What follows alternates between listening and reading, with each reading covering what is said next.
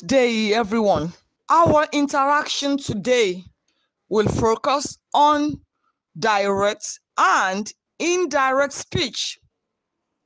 First, at the end of this lesson, you should be able to A. Identify the difference between direct and indirect speech. B. Use the right verbs, the right tense, and other components learned in making indirect speech.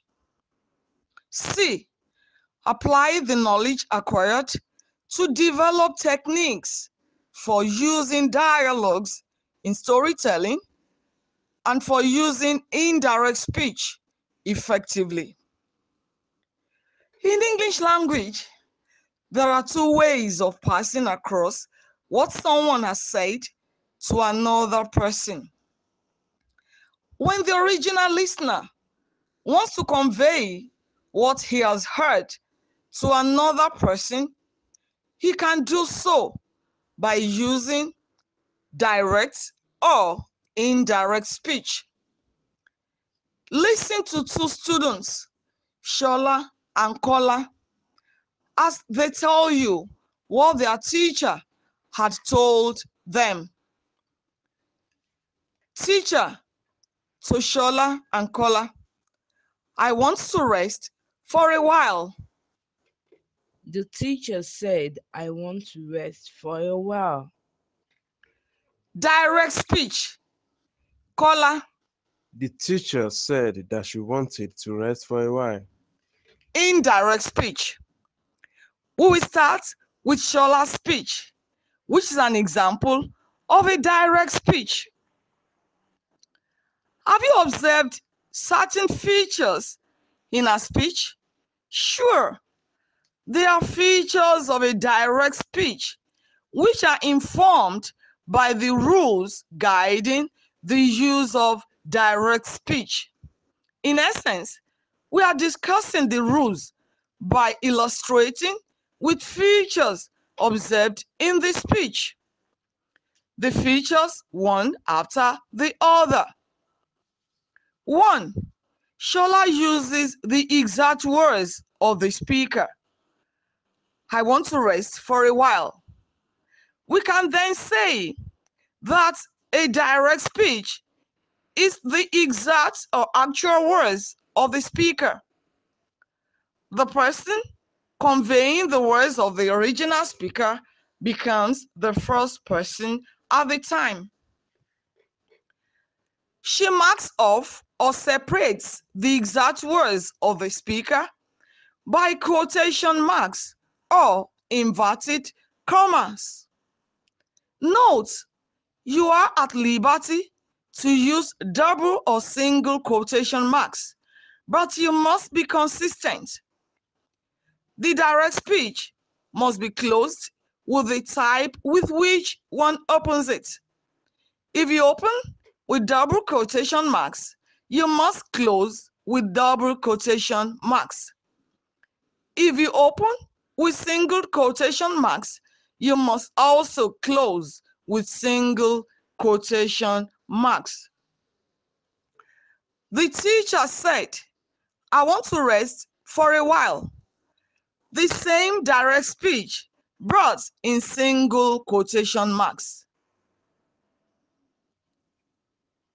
Look at it again.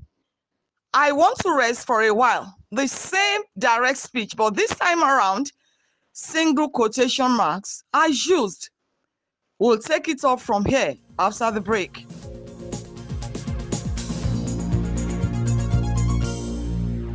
We continue with the third feature.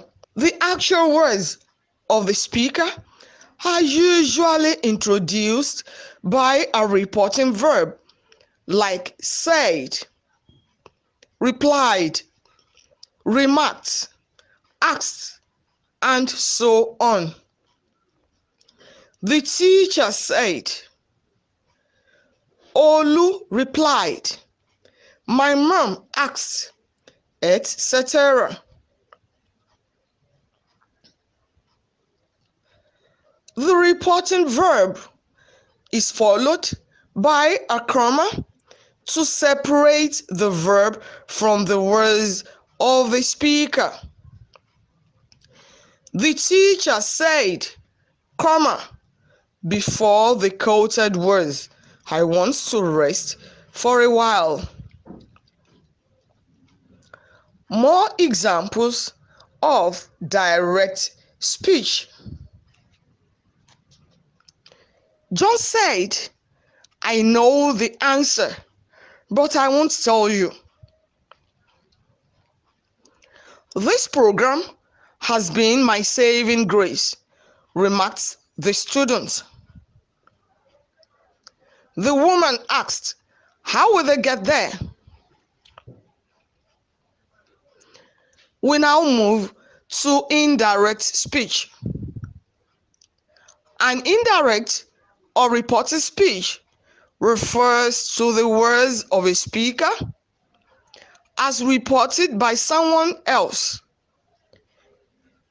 In indirect speech, the original speaker becomes the third person, while the person reporting what the original speaker said is the first person, and the person to whom the speech is reported is the second person.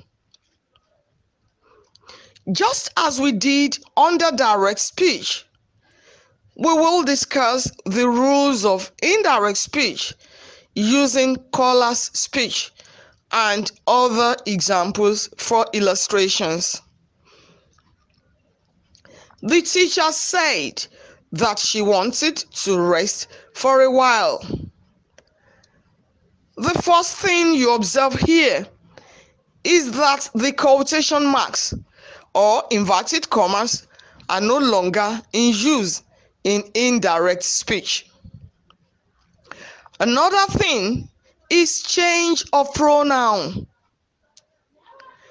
Some pronouns change in the reported speech, as in the example above.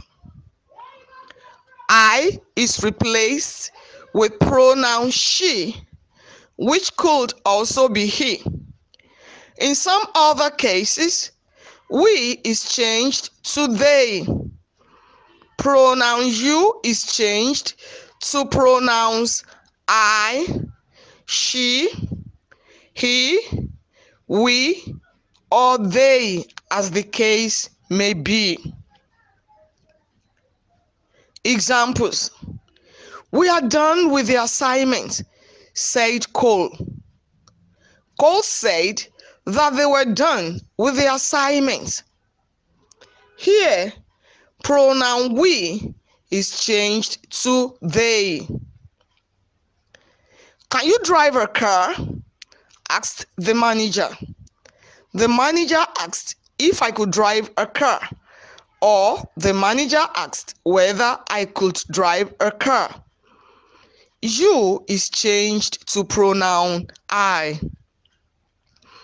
Note, the pronouns they, he, she, and it do not change in the reported speech. Examples. My mom said they are not with me. My mom said they were not with her.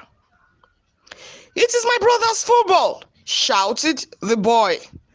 The boy shouted that it was his brother's football. Pronouns they and it remain the same in the indirect speech above. We'll resume shortly. Welcome back. The next stage is to examine the change of verbs in the indirect speech. First, the tense of the main verb changes from present tense to past tense. In caller's speech, the main verb want is changed to wanted, past tense, in the reported speech. More examples. Olu said, I am not feeling well. Olu said he was not feeling well. The present continuous tense, I'm feeling, is replaced with was feeling, the past continuous tense, by changing the am, which is present, to was, its past form. I will go to Lagos tomorrow, said Dan. Dan said he would go to Lagos tomorrow. Will, present and expressing future action, changes to would in the reported speech. Note, tomorrow can be replaced with the next day or the following day. We have been teaching for 15 years, chorused the teachers. The teachers chorused that they had been teaching for 15 years. Here, the present perfect continuous tense, had been teaching, changes to past perfect continuous tense, had been teaching. The author has written only 5 books, replied Bola. Bola replied that the author had written only 5 books. The verb has changes to had, past tense. So the present perfect tense, has written, becomes past perfect tense, had written. If the tense of the verb is past, it changes to past perfect tense. The woman said, I met the Honorable Commissioner. The woman said she had met the Honorable Commissioner. Had is added to met to make the tense in the indirect speech a past perfect tense, had met. If the verb in the direct speech is already in the past perfect tense, it does not change in the reported speech. The train had left the station before I got there, lamented Udrak. Udrak lamented that the train had left the station before he got there. The indirect speech retains the past perfect tense, had left, used in the direct speech.